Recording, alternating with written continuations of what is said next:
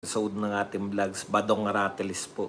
Pag-uusapan natin, napakasaya po ng aftermath ng botohan ng Senado, no? Naka-archive na po, nakalibing na po ang impeachment ni VP Sara. See you on February 6, no?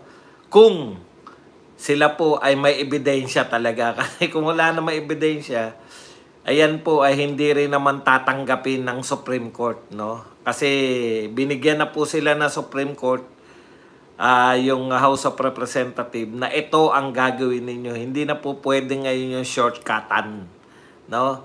Kinakailangan na po na sundin nila. Kinakailangan po nila sundin yung due process. Hindi na lang po to paramihan, hindi na lang po kada pirma kung magkano man yung binayad, ha? Kung kada pirma may bayad, hindi na po ganun yan, no? Ngayon po, kinakailangan, kada reklamo ninyo, mayroon kayong reklamo kay VP Sara, kada isang reklamo, isang ebidensya. Kung walang ebidensya, unconstitutional kagad. Okay. Pag-usapan natin mga reaction po, no? Si Laila de Lima raw, hindi na po nakatulog. Matulog po kayo dahil mahaba-habang laban yan. Ibig nyo sabihin, hanggat nakaapila kayo, hindi kayo matutulog. Baka bago makarating sa tunay na laban ay pinagpahinga na kayo ni Lord. Okay, si Karen Davila po, gines kagad. Alam nyo naman, syempre, unang araw, ang dapat i-guess ni Karen Davila, yung pinakamahusay na pwede niyang i-guess na kontra sa ginawa ng Senado, si Adolf Ascuna po. Sa kasawiang palad,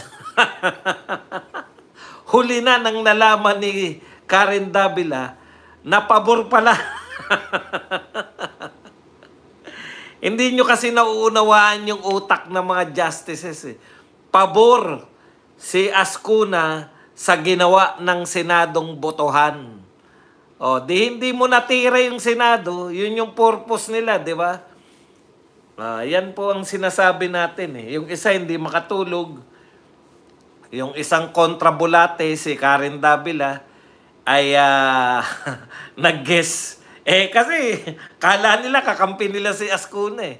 Ginis si Ascuna, pinakamagaling sa mga justices na kumukontra, dating justices. Alam niyo po kung bakit? Siya na pinakamagaling. Kasi yung iba nag-uulyanin na. Yung ibang dating justices, nag-uulyanin na. Alangan na ma-guess niya uli si Munsod. Hindi po justice si Munsod. Kumilik lang po yun dati. Okay. At eto pa po, nako, isang din. Eto, mabigat-bigat na banatan to. Pero maganda po yan. Yung din po ng Graduate School of Law ng San Beda. Binanatan po ang pahayag ni Chis Escudero na kayo ba talaga ay for accountability or anti-Duterte lang kayo? Yan po ang mga pag-uusapan natin, pero bago yan, kung bago ka pa lang dito sa ating channel, mag-subscribe ka na. Dahil ito lang ang tanging channel na may kinikilingan, may pinapanigan. Una sa balita, huli sa impormasyon, kaya ano pang hinihintay nyo? Pindot na, okay? Pag-usapan natin mga kapatid, no? Unahin na natin to si De Lima. Eto po, halatang hindi na natutulog. Yung mga tropa pips pala ni De Lima, yung mga katabi niya, talaga ang tatanda. Sabi po ni De Lima, hindi na naman nga po ako nakatulog. Hindi po namin maintindihan bakit pinili nilang ma-archive instead of just pending na muna. Yan po ang sinabi ni De Lima. Okay. Alam po ninyo, payo ko lang sa'yo, De Lima, matulog ka. Kaya hindi ka na makaintindi, hindi kayo nakakatulog. Una, clueless ba kayo? No? Clueless ba kayo na 4 na senador lang? O 3 senador lang ang kakampi mo? Wala kang ka-ideya? Akala mo, yan yung problema nila ng 3 ungas. Meron po silang naging nahihikayat si Tito Soto. Oh, uto-uto eh. Nahihikayat nila kasi uto-uto. Hindi. Ayan nga po, no? Dapat hindi lang po yung ipagbawal sa mga government official yung ano po, yung dapat hindi lang ipagbawal maging kontraktor, no? Dapat po ipagbawal din sa co-equal government na yung mga kamag-anak ay ma-appoint ng administration. O, katulad niyan. Alam nga namang sabihin yung walang kinalaman, di ba? Alam nga namang sabihin yung walang kinalaman yung mga posisyon ni Tito Soto sa appointment ng kanyang anak. O, kahit na i-deny nyo yan, kitang-kita po namin na beholden ka sa administrasyon. Co-equal kayo eh. O, ikalawa, yan ba naman, paano nyo, ang purpose kasi nila, pinagplanuhan nila, di ba? Nakita nyo po yung atake nila. Parang ang dami nila, pero actually, ang mga bumabanat lang po kay Marcoleta, si Tito Soto, susundan ni Kiko Pangilinan, susundan ni Tito Soto, Pangilinan, tapos si Hontiveros, tapos susundot si Bam Aquino, tapos paminsan-minsan kahit medyo nawawala-wala, susundot si Ping Lacson. O speaking of Ping Lacson, katulad ng hamon namin sa iyo, Senator Ping, na meron po ba kayong may mga pangalan na ba? May pangalan na ba yung ano nyo, yung in-expose ninyo na nagkaroon ng bilyon? Nakalimutan ko na tuloy kung ilang bilyon yung sinabi niyang pork barrel. O, sabi po ni Auntie Claire ngayon, pangalanan mo. Pati si Auntie Claire. Pati si Auntie Claire. Sabi niya, Ping Lacson, pangalanan mo naman kung sino yung mga yan. Yung may mga kinalaman, may mga pork barrel. Hindi na kasi uso ngayon, Senator Ping. Kung nagagawa mo yan noon, kasi mga tao noon nakakangalang lang. Yung mga tao noon, yung panahon po yan na wala pa pong mga vlogger eh. Simply Faye, thank you very much sa Hong Kong 25. Maraming salamat. Simply Faye. Alam nyo po pagkakaiba ng tao noon at ng tao ngayon, yung mga nagsisimula si Ping Lacson, Mr. Expose yan, di ba? Talagang yan yung papel niya. Talagang, alam nyo po pagkakaiba, ang pagkakaiba po noon, wala pang vlogger noon eh. Kung ano po sabihin ng media, yun na po yung balita sa tao. Ngayon po, pati yung sinasabi ng media, kino-question na ng mga tao dahil po kino-question ng mga vlogger eh. Hindi ko po naman po sinasabi na meron po kami nagawa. Totoo po yun. Hindi ko po ipinagmamalaki lang yun. Yan po ay katotohanan. Malaking katotohanan po yan. Kasi po, nung panahon na yun, GMA tsaka ABS-CBN, yung pala, magkakasabwat lang pala yan. Pare-pareho lang pala ng utak yung mga yan. O di ngayon, alam na natin ngayon. Na pare-pareho, katulad ngayon, ano balita nila ngayon? Umunlad ang ekonomiya ng Pilipinas ng 5.1. Lahat sila, yun ang balita. Ayaw na nila ibalita yung pagkatalo. Dilima, yun lang mapasasabi ko. Yun yung problema nyo eh. Yung akala ninyo, ang unti-unti nyo na lang, no? Ang unti nyo lang po, Madam hindi na pala Senador to, Congresswoman Dilima, unti lang kayo. Sarap ng tulog ko mga kapatid. Unti lang kayo, yung mga dilawan at kakamping, isama nyo pa yung mga makakaliwa. Unti lang po kayo. Pero ang e-ere ninyo lahat. Hindi po kayo umakto, dapat umaakto kayo sa inyong numero. Magyayabang lang kayo kung katulad kayo ng numero ng mga Duterte. Oh. Ang yayabang pa, may mga guest pa na thumbs down pa, pinalayas tuloy. Epektibo lang po yung thumbs down nyo. Pagka pinalabas kayo, may rally doon sa labas na pinalayas kami sa loob ng Senado dahil hindi nila masikmura. Yung ganun. Bida. Wala naman tao sa labas eh. Wala na kayong supporter. Yung sinasabi ninyong taong bayan, yung sinasabi ninyong taong bayan kayo ng taong bayan, konti lang kayo. Kaya wala kayong karapatang gamitin yung taong bayan. Tigil-tigilan nyo na yung katataong bayan. Yan dapat ang ano natin eh. Yan dapat yung ikampanya natin eh. Hindi kami ang taong bayan, kami ang tunay na taong bayan. Hindi kami dilawan. Masyado kayong taong bayan ng taong bayan. Late na po yan. 1986 nyo pa pwedeng gamitin yan taong bayan. Laban sa Marcos Senior pa. Marcos Junior na ngayon eh. Taong bayan pa rin kayo. Wala na kayong taong bayan. Wala na naniniwala sa inyo. Masaya kami. Oh. Tignan mo, stress free. Ikaw hindi ka nakakatulog. Buti nga sa inyo, hindi kayo makatulog kasi ang e-ere nyo, ang tataas ng lipad nyo.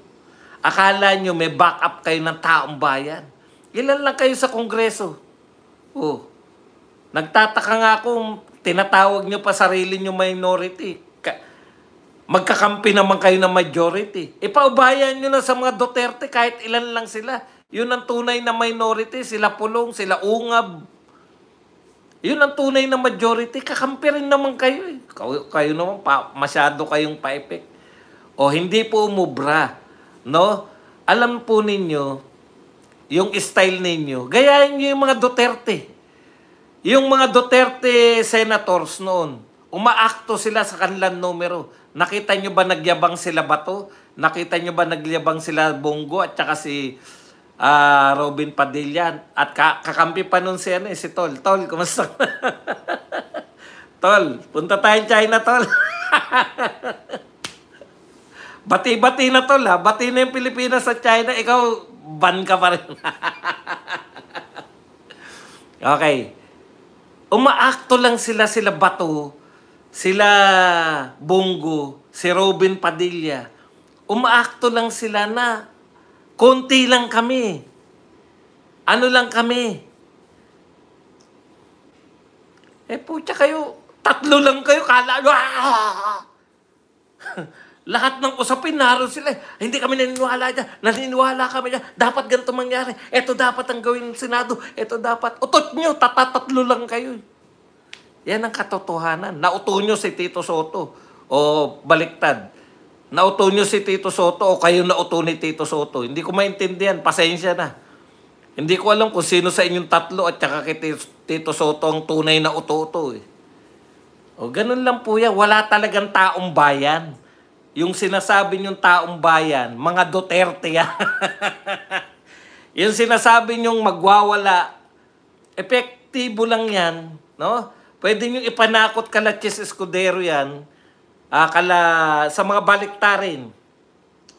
O, isipin, eto magtoto, hindi, tuwan-tuwa po, kalmado lang po ako, masaya po ako, hindi po ako na nagsasalita ng galit, no? Tuwan-tuwa nga ako eh. Okay. Alam niyo po, ito ang katotohanan nakalimutan ko tuloy. Iyan nga po, ang pinakamaganda po na nakuha natin talaga, sa totoo, yung Marcoleta, talagang proud na proud ako. Proud na proud po ako na si Marcoleta ay nakasama natin. Proud na proud ako si Marcoleta, inadapt nating mga Duterte supporters. O yan para masiyahan kayo. Hindi na namin kiniklaim na Duterte si Marcoleta. Inadapt namin siya. Masaya na kayo? Akala nyo naman nabudol kami. Yan ba nabudol? Pag nakabudol namin katulad ni Marcoleta, na binutata kayo lahat. Isa laban sa 4. Pag ang nambudol sa amin, katulad ni Marcoleta, papabudol na lang kami palagi. Pinagbubulan nyo pa kami pa nabudol Proud na proud nga yung mga Duterte supporters dahil binoto nila si Marcoleta. Sabi ko nga kagabi, isang senador lang. Ang laki ng in-improve ng malaki po ang magiging improvement ng Senado dahil po kay Marcoleta. Yan po ang katotohanan. Anyways, balik na po tayo rito sa topic. Yan. Punta na po tayo rito kay sa mga sa mga congressman. Galit na galit po yung mga congressman, lalo na po yung congressman na mga contractor. Teka pala. Isa sa nangungunang contractor na congressman na nabasa ko lang. Hindi ko alam kung totoo na congressman contractor ton si Suarez. Maangal dyan sa lugar mo na baku-baku pa hanggang contractor ka na. Congressman ka pa.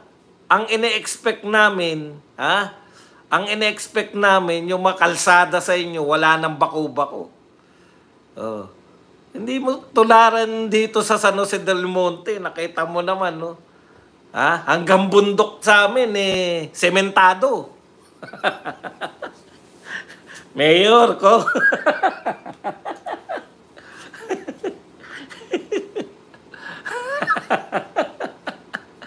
Totoo naman may pagmamalaki namin sa San Jose del Monte.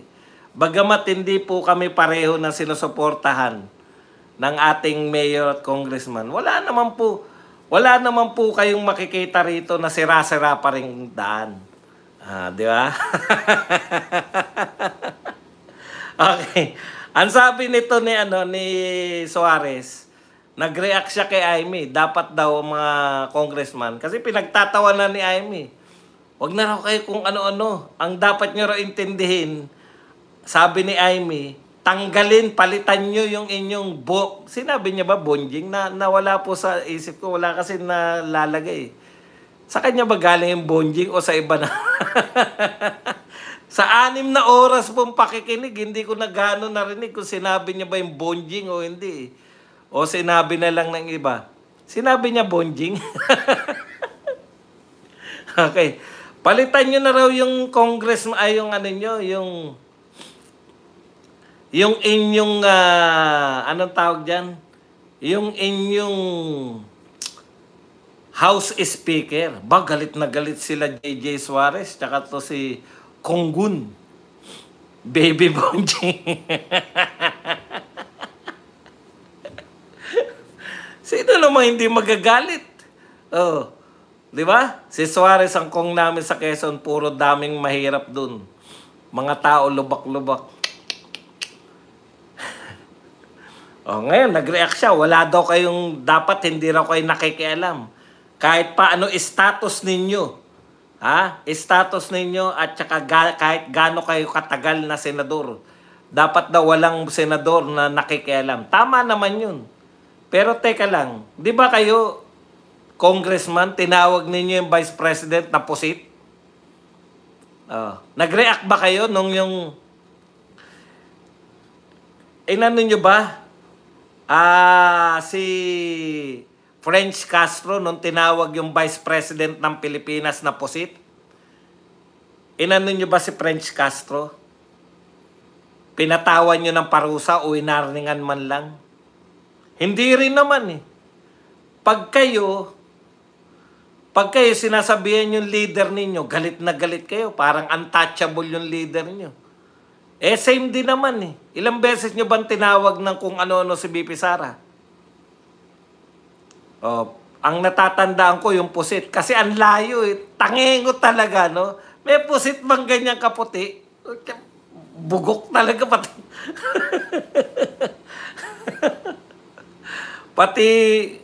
Pati yung yung Tagurike BP Sara, ang layo Pusit, tapos Desay. Tangengo to. Si Saldi ko bang baby bonjing? O mga iyakin kayo pagka ang kinakantsawan yung inyong speaker. Pero pag kayo nangangantsaw sa Vice President, mas mataas pa nga yung Vice President, kinakantsawan nyo. Kung pagsalitaan nyo, si Abante nga, sinigawan yung Vice President. Oh. Yun yung sinasabi ko sa inyo. Okay, anyways, punta na po tayo rito sa may laman-laman ng konti. Ay, punta muna tayo kay Ascuña, no? Kasi yun yung isa sa ano natin. Si Karen Davila, medyo, alam ko yung, kasi si Ascuña, isa po siya sa bumabanat sa desisyon ng Supreme Court. Sabi, ang kay Ascuña naman, kay Adolfo Ascuña, dati rin siyang justice eh. Ang sabi niya, no, dapat daw hindi yung wala sa konstitusyon, dapat daw hindi nilagay. Kasi ang kinokontra naman ni Ascuña, yung mga provisions na bago. Sabi nga po ng lahat ng constitutionalist, lahat po ng pagpapasya ng Supreme Court, nagiging bahagi na po yan ng batas. Ngayon, dahil sa magulo po, magulo po yung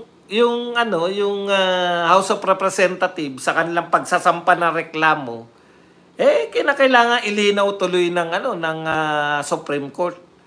Masama po ba 'yun? Napahirapan? Talaga naman dapat pahirapan eh. Kung binoto po 'yan ng 32 million at pwedeng tanggalin lang ng 300 congressman, di congressman na lang po pabotohin natin kung sino gusto nila. Hindi po yun eh. Dinidefeat po niya yung purpose ng pag-e-elect mo ng Vice President. Imagine niyo wala pala kayong ebidensya. Ngayon lang po natin ngayon ko lang natuklasan akala ko, bago yan tanggapin ng Senado, mahigpit yung ebidensyang, ngayon po pala. Yun yung tinututulan ni Ascuña. Akala naman ni Karen Davila, napahiya si Karen Davila, una, sa pagkuha nila ng guest. Siyempre, pang-kontra kagad, yung pinakamatalino.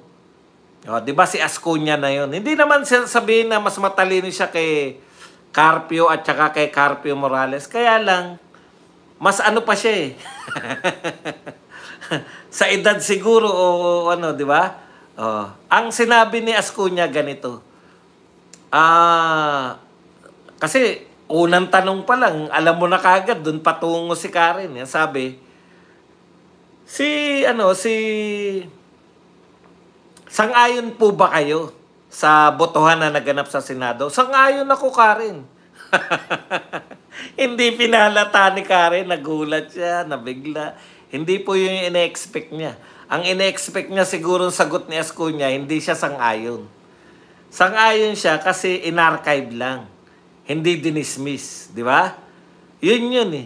At saka ito yung nakita ko kay Ascuña, bagamat kontra pa rin siya.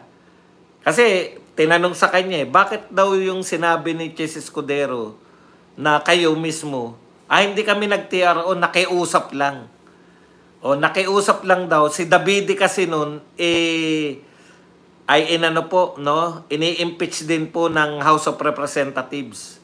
Nakiusap lang yung Supreme Court na status quo ante. Nakiusap daw sila, wag nyo na ituloy. Dahil matino po si Jody Venecia, sa tingin nyo ba, pag nakiusap na wag ituloy, presidente nga nakiusap dito sa pinsan niya eh. Wag nyo nang ituloy yan, sabi ng presidente. In fact, sinuportahan ng Iglesia ni Cristo yung presidente. 2 milyon para hindi na matuloy yung impeachment. Hindi nakikinig. Imagine niyo yun, merong kukontra sa inyo na 2 milyon agad. Wala kayong pakialam. Bakit wala silang pakialam? Yan yung magandang katanungan eh. Kasi alam nila may boto sila sa Senado. Kaya sinagad-sagad nila eh. Di ba? Wala ba nakaisip sa kanila na divisive to? Wala pong pakialam eh. Ngayon kung maging divisive yan? Hindi pa naman ako presidente. Ang importante sa amo nila, sa mga congressman, ma-eliminate yung mga posibleng kalaban. Oh, yun naman talaga eh. Nagbubulahan pa ba tayo? Yun naman talaga eh. Laging walang kalaban eh. Okay. Ngayon, ito si Karen, nagulat siya, di ba? Sinuportahan. Ngayon, binato niya yung ibang usapin. Ang tinanong niya ngayon kay Escunya eh, kayo po ba sinusuportahan yung Supreme Court? Oh, hindi na yung Senado kasi sinusuportahan ni Escunya yung Senado eh. Tama daw yung ginawa ng Senado na i-archive lang. Para pag nagpasya tong Supreme Court, pwede nilang kunin. Okay din. Yun yung pagkakaiba. Eto sila Karen kasi at mga dilawan. Wala pong pakialam yan kung magpasya yung Supreme Court. Basta sila ang tama. Sila. Yung mga dilawan ang tama. O, nare-realize nyo na ngayon, hindi nyo kakampi ang taong bayan. May nagrarally ba ngayon? Na maramihan dahil sa ano ng ano? Yan, naisip na ni Chis Escudero yan. Mas matalino pa sa inyo si Chis. Balikan natin si Escunya. Ang sabi ni Escunya, hindi siya sang-ayon dun sa Supreme Court, dun sa hinigpitan. Eh kami, sang-ayon kami. Pareho lang tayo. Ikaw, Chief Justice ka dati. Ang pagkakapareho natin, kami, dapat lang na mahigpit ang pagsasampa ng impeachment. Dapat lang na may due process. Ano po yung due process kasi? Ang due process, may karapatan kang malaman kung ano ang sinasampa sa iyo at may karapatan kang sagutin. Yun lang naman po yung due process, hindi yung ikukulong ka na. O yun, kay Tatay Digong, yun po ang ginawa nila. Walang due process, hindi ka hinarap. O. Kaya tama yung ginawa ng Supreme Court. Pero, hindi sumasang-ayon si Escunya. Pero hanggang dun lang siya sa hindi pagsang-ayon. Dahil alam niya, pag binasura ng Supreme Court yung motion for reconsideration, susunod din siya na tama, yun kasi yung Supreme Court. Kung ano ang pasya ng Supreme Court, magiging bahagi na po yan ng interpretasyon ng batas. Magmula ngayon, pag magpapail ka ng impeachment, kinakailangan may ebidensya ka ng kasama.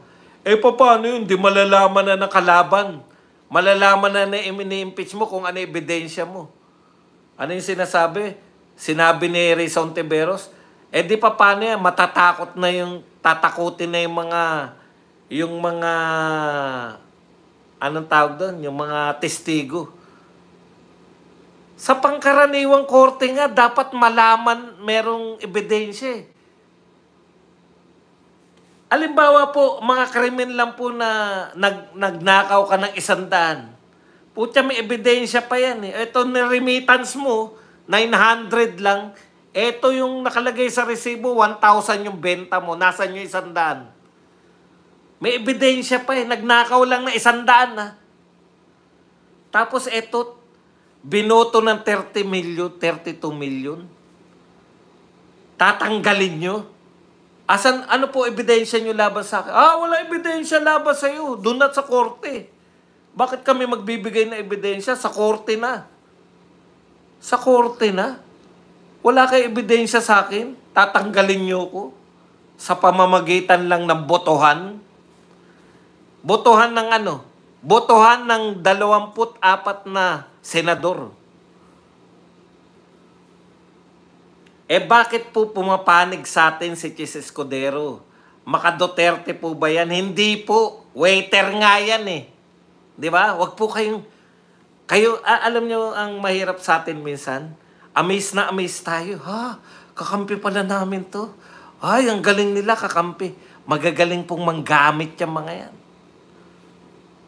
Matatalino po yung mga senador. Hindi ka naman magiging si Lito Lapid, akala nyo? Ang talino niya, yun talino niya, yung pagtahimik. Bakit po? Kilala siya eh. 11, may hindi ka matandaan. Sino na nga ba yun? Meron pa akong dapat iboto eh. Teka lang muna. Kulang pa ako na isa eh. Si Lito Lapid na nga lang. Di ba kasi hindi naman niya binabanatan. Duterte ka, Duterte supporter ka. Hindi ko iboboto yung mga galit, mga pahamak kay Duterte. Yung mga anti-Duterte hindi ko iboboto. Puta, di bumoto ko na, no? Kulang pa ako ng isa. Si Lito Lapid na lang. Kasi baka malagyan pa to ng anti-Duterte. Hindi naman, ganun lang po yun. O, tignan nyo. Okay na tayo riyan, ha, kay Karen, ha. Dito na tayo sa Dean. Ito talaga magagaling na mga tao, no? Dean ng graduate school. Si Father ng San Beda. Ito po, lagi po itong ini-interview. Basta lahat po ng anti-Duterte, ito kagad ang ini-interview. Pero ang gusto ko sa kanya, sinasagot niya yung sinasabi ni Chis Escudero. Kasi ang ganda po na sinabi ni Chis Escudero. Okay, tayo pwede ka pong magalingan, pwede ka pong sumuporta sa tao na sa ginagawa niya na pabor sa atin. Pero hindi sa lahat ng pagkakataon.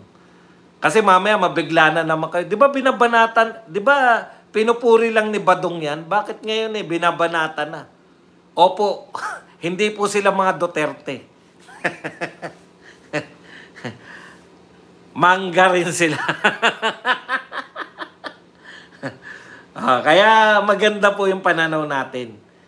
Alam po natin yung nagaganap. Eto, nakita nyo to. Guest asked to leave Senate Session Hall after making thumbs down. Eto siguro yung sinasabi nilang taong bayan. Eto po ba yung taong bayan na sinasabi ninyo? Pakita ko lang sa inyo ng konti. Ayan. O, yan o. O, yan. Pinalayas po yan kasi nagta-thumbs down eh. Itsura pa lang ng mga yan, mayayaman. Yan ba yung taong bayan na sinasabi nyo? Itsura pa lang nila, ang yayaman na nila eh. Diba? Okay. Sabi po rito ni Father Ranhilio Aquino, lagi po to eh. Binanata niya po si Chis Escudero. Chis Escudero asks, are you for accountability?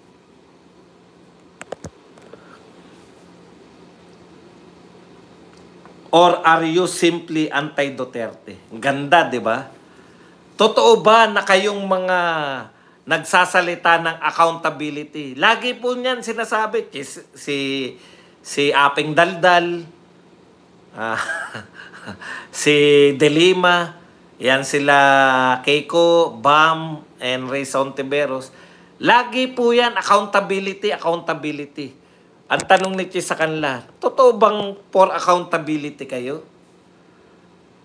Or lahat kayo ay anti-Duterte lang? Di ba? Bakit? Ang daming mga magnanakaw eh. Nakasentro kayo kay BP Sara. Wala kayong ebidensya ng pagnanakaw. Hint lang. Meron lang kayo hinuha. Mukhang magnanakaw to kasi hindi niya maipaliwanag eh. Wala talaga kayong bintang na ninakaw ni BP Sara, binili ng mansyon. Wala. Di ba? Talagang ano lang. Boss, may kasama ka ba dyan? May dumaan. Imahinasyon mo lang yung dumaan. Hint lang. Ang tanong ko sa inyo, yung mga sinabi na ng Pangulo, nanawagan ba kayo na accountability sa mga proyekto na hindi nagpapayaman sa atin? Nanawagan ba kayo ng accountability sa bigay ng mga ayuda? Nanawagan ba kayo ng accountability sa mga bumagsak na mga tulay? Nanawagan ba kayo ng accountability sa hindi makitang flood control project? Kayong mga anti-Duterte. Hindi, di ba? Totoo yung sinasabi ni Chis Escudero. Hindi naman kayo for accountability talaga. Anti-Duterte lang kayo. Pero maganda yung yung banat sa kanya ng pare. Pakinggan natin. Sabi ng pare, are you really for discharging your bounden duty or are you simply positioning yourself for 2028 election? Tindi. Tama din eh, di ba? Oh, matindi po. Binalikan siya nung pare. Talaga bang yung ginagawa mo na yan dahil para Senate President ka? O talagang ikaw ay kaya mo ginagawa yan para sa 2028 election? Sapul na sapul mga kapatid. No? Ang galing nung pare eh. Hindi niya sinagot yung account, kayo ba'y anti-Duterte? Totoo yun, anti-Duterte lang tong pare na to. Pero ang depensa niya sa atake ni Chis Escudero, atake rin. Totoo rin ba, Chis Escudero, na ikaw ay gumagampan lang bilang Senate President? O ginagawa mo yan para sa ambisyon mo sa 2028? Sapul na sapul si Chis. Yan po. Yan po natin masasummarize. Ha? Mayroon din yan. Bakit po? Natatandaan ninyo? Okay. Ayan po ang malaking pagkakamali nila. Eto, sige, tuloy natin. Mr. Escudero, people ask why you did not heed the constitutional command. The trial should proceed forthwith. It is not an issue about Duterte. It is all about fulfilling the command of the fundamental law. Correct si Father. Ako naniniwala. Tama yun. Ako naniniwala ko. Tama yung ginawa ni Chis Escudero. Pabor sa atin yan. Bakit pabor sa atin? Hindi natin kakampihan si Chis Escudero eh. No? Hindi natin siya kakampi. May ambisyon siya sa 2028. Bakit pabor sa atin yung ginawa niya? At totoo ba sila yung nagpasya? Hindi po sila. Wala po kayong utang na loob dyan sa mga bumabaliktad para maging kakampi natin. Bakit? Tayo ang nagpasya ng faith ni BP Sara. Yung boto natin. O, ilang milyon ko man itong uulitin sa inyo. Ang ginawa ni Chis Escudero, teka lang, mas matalino ko sa inyong lahat. Ang tanong ko rin sa inyo, Father, bakit nung pinospone ni Chis Escudero, tanong ko sa inyo, Father, at sa lahat ng mga dilawan, kailan sila umangal ng forthwith? Di ba? Nung dinidelay na ni Chis Escudero. Sabi kasi ni Chis Escudero ganito, kailan yan? Nung nagpasa sila. Kailan sila nagpasa? January? Di ba sinabi na ni Chis Escudero, pagpapasyahan namin to after ng election. Keyword po yun eh, after ng election. Bakit hindi umangal yung mga House of Representatives? Bakit hindi umangal tong mga pari? Bakit hindi umangal yung dilawan at mga makakaliwa? Oh, alam nila, ha? Alam nila na si Chis Escudero ay hawak nila. Bakit nyo nalaman na hawak nila? Natatandaan nyo na ayaw ng mga senador na magkaroon ng akap. Ano ginawa ng Chis Escudero? Oh, nakipag-meeting sa BICAM, tapos paglabas doon, tuwan-tuwa sila ni Grace po. Meron na tayong akap. Akala ng mga congressman, atin yan si Chis. Akap lang katapat niyan, ganun lang katapat. Hindi nila alam, mas wais sa kanila si Chis. Kaya nga, Senate President si Chis Escudero eh. At sila, congressman lang eh. Dahil mas tuso sa kanila si Chis Escudero. Bakit ako magpapasya ngayon? Di ba? Titignan ko muna yung eleksyon. Bakit ko pagpapasyahan ngayon, mamaya, yung mga Duterte, malakas pa.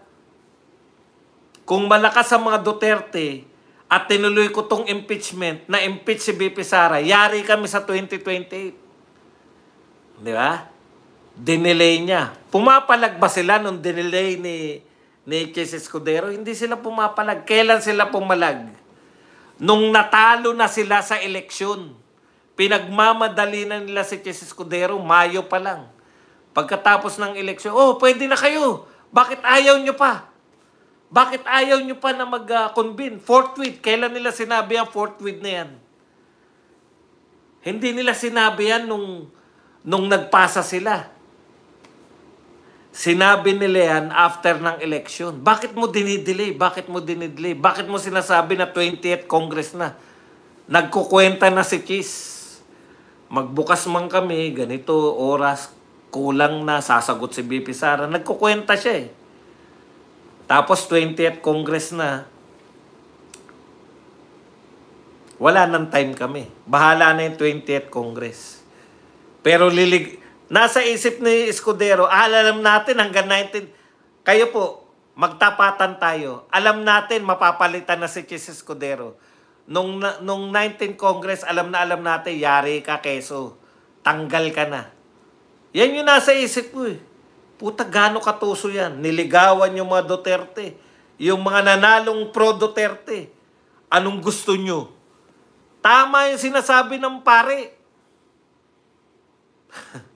Naghintay yan si Chis Escudero dahil may ambisyon siya sa 2028. Yung ginawa natin ang importante. Binoto natin sa buong Mindanao, nakakatakot po yun. Wala ni isang pumasok sa buong Mindanao. Pag samasamahin mo yung buong Mindanao, yung boto ng Mindanao, zero kahit yung mga pinakapopular na kandidato ni zero sila sa Mindanao. Duterte plus 2 ang pumasok. Yung top 12, pag samasamahin mo yung boto ng Mindanao, yung 12 ron. Yung Duterte, tsaka yung dalawa ni BP Sara. Nakakatakot yun. Kung ikaw may ambisyon ka, maging vice president, o kaya maging senador pa sa 2028, hindi mo gagawin na kontrahin yung may control ng boto ng Mindanao at ng Visayas. Sino yun? Duterte. Duterte. Nanligaw ba si Chis Escudero? Wag na tayong magbulan. Niligawan niya yan. Yan yung pinanligaw niya. Alam na nila Bato, kaya nga masasaya sila Bato. O, kita nyo sino binoto ng Duterte Black? Si Chis Escudero. Totoo ng ligaw, may dalang bulaklak at chocolate. Minsan, meron pang papansit. Si Tito Soto, nanliligaw din, nakikikain lang. Nakikikain lang sa dala. Di ba? Yan yung sinasabi natin, mga kapatid. Kaya totoo rin tong banat na to ni Father Anilio.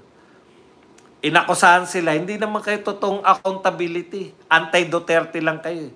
Sabi naman balik naman Father Anilio, ikaw naman, ano ka naman? Kung kami anti-Duterte lang, ikaw ano ka naman? Hindi ba, hindi mo naman ginagawa yan para sa ikabubuti ng bansa, kundi sa ikabubuti mo, ng ambisyon mo sa 2028? Yan po mga kapatid. Congratulations sa atin. Hindi po tayo, wag kayong maniwala na wala tayong nagawa. Marami nagsasabi, wala na naman nangyayari. Wala tayong nagagawa, wala tayo. Yung mga wala nagagawa, kasi mga, ang lalayo nila rito sa tunay na laban. Dito po yung tunay na laban kasi, sa atin. Yung mga sabi sa, kung ano-ano, mga chismo, away-away lang. Ito po ang tunay na laban dito sa Pilipinas. Lahat ng mga OFW na bumoto sa Duterte, congratulations sa atin lahat.